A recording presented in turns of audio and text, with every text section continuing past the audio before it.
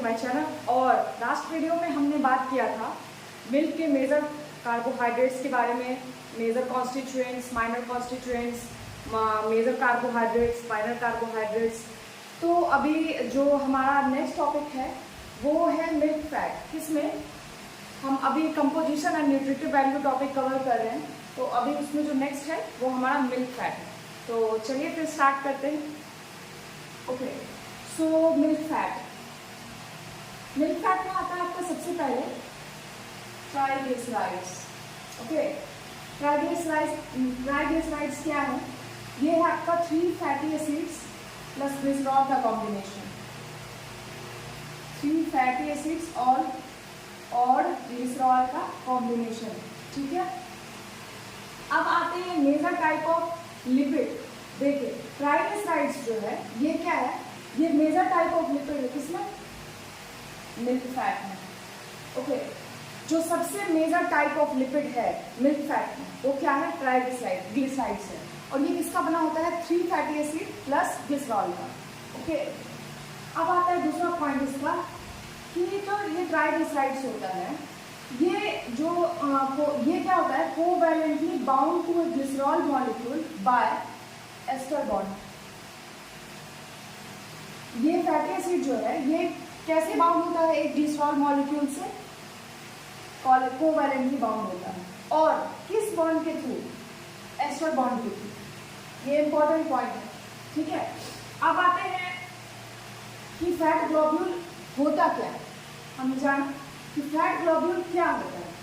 तो fat globule primarily composed of a globule of triglyceride. ठीक है, surrounded by a lipid bilayer membrane. Fat globule क्या होता है?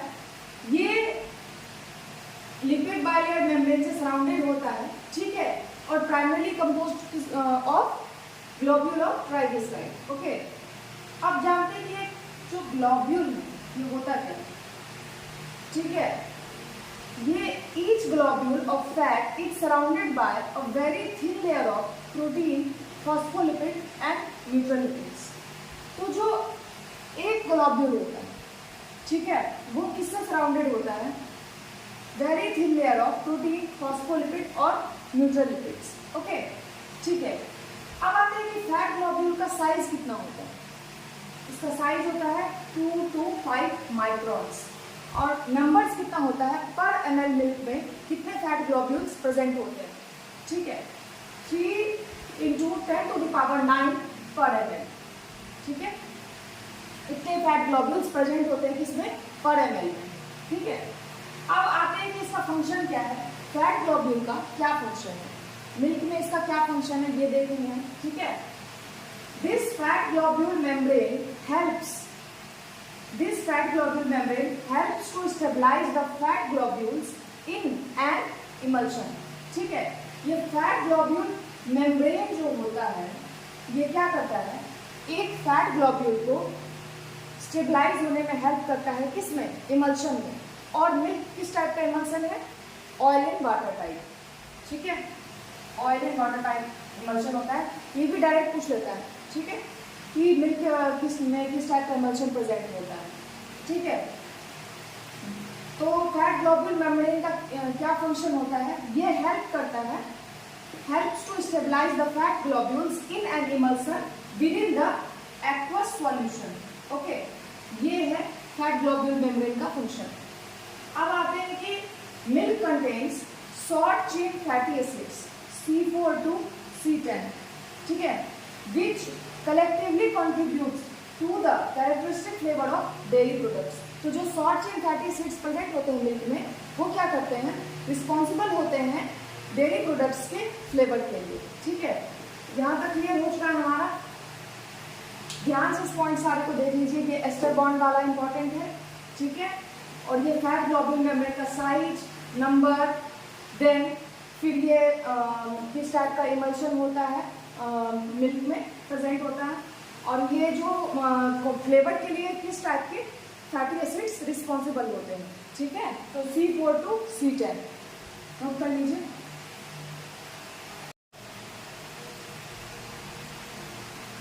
ठीक है, अब हम आगे देखते हैं क्या सैचुरेटेड फैटी एसिड्स का परसेंटेज कितना होता है मिल्क में, ठीक है। तो सैचुरेटेड फैटी एसिड्स 62% प्रेजेंट होता है मिल्क में, ठीक है।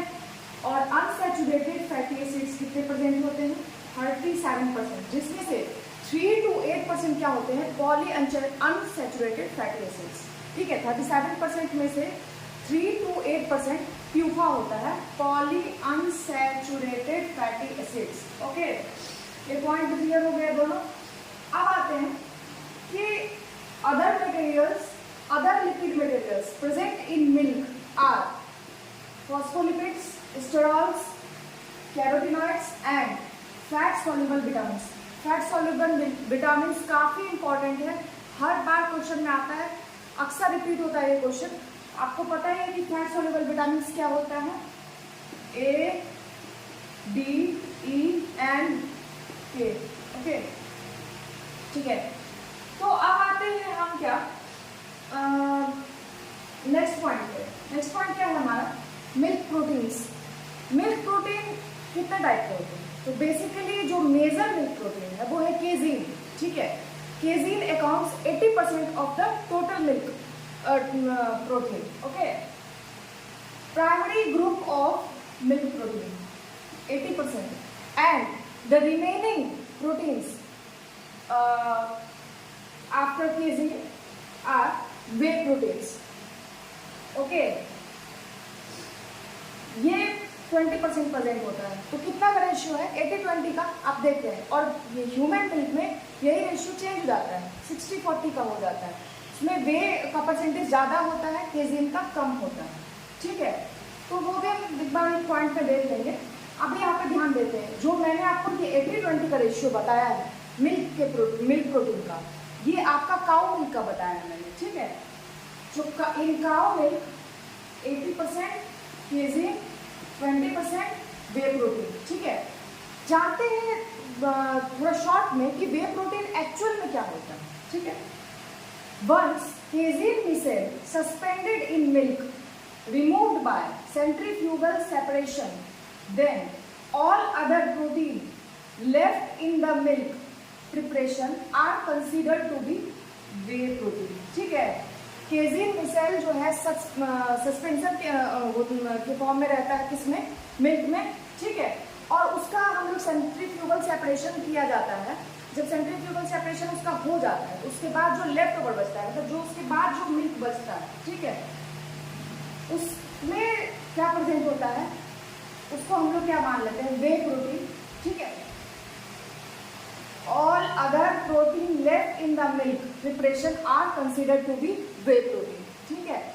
वे प्रोटीन और केजीन, इन दोनों को हम थोड़ा डिटेल में आगे पढ़ेंगे, ठीक है। अभी आते हैं कि अब जो मैंने आपको कहा केजीन मिसेल, ये केजीन मिसेल होता क्या है, केजीन मिसेल क्या होता है, केजीन मिसेल होता है मल्टी मॉलिक्यूलर, इसका जो है मल्टी मॉलिक्यूलर ग्रैनुलर स्ट्रक्चर होता है, ठीक है। कंटेन्स वाटर एंड सॉल्ट्स, और सॉल्ट्स में मेनली किसके, कैल्शियम और फॉस्फोरस के, ठीक है। Maintained as a colloidal suspension in milk, okay. ये तीनों पॉइंट देख लीजिए, ध्यान से नोट कर लीजिए। मिल्क प्रोटीन जो होता है हेट्रोजेनस मिक्सचर होता है, ठीक है। किसका, केजीन का, वे प्रोटीन का। काउ मिल्क का मैंने आपको रेशियो बताया 80-20 का, ठीक है। Casein primary group of milk proteins है। वे प्रोटीन्स जो है वो कब फॉर्म होता है, जब हम केजीन मिसेल जो होते हैं उसको सेंट्रीफ्यूगल सेपरेशन किया जाता है उसका, देन जो लेफ्ट बचता है वो क्या, वे प्रोटीन्स होता है। केजीन मिसेल का यहाँ मैंने आपको बताया है कि मल्टी मॉलिक्यूलर ग्रैनुलर स्ट्रक्चर होता है और ये वाटर और सॉल्ट्स कंटेन करता है, ठीक है। यहाँ तक देख लीजिए। अब इस कोलाइडल सस्पेंशन को अगर सेपरेट हो जाएगी, ठीक है, अगर ये डिस्टर्ब हो जाए तो क्या होता है कि मिसेलर स्ट्रक्चर डिस्टर्ब हो जाता है, तो केजीन क्या होता है, मिल्क से अलग हो जाता है, अपार्ट हो जाता है, एंड देन कर्ड का फॉर्मेशन करता है, ठीक है। ये पॉइंट मैं कल बताऊंगी आप लोगों को, ठीक है। तब तक के लिए आज के लिए इतना ही, मिलते हैं फिर नेक्स्ट वीडियो में।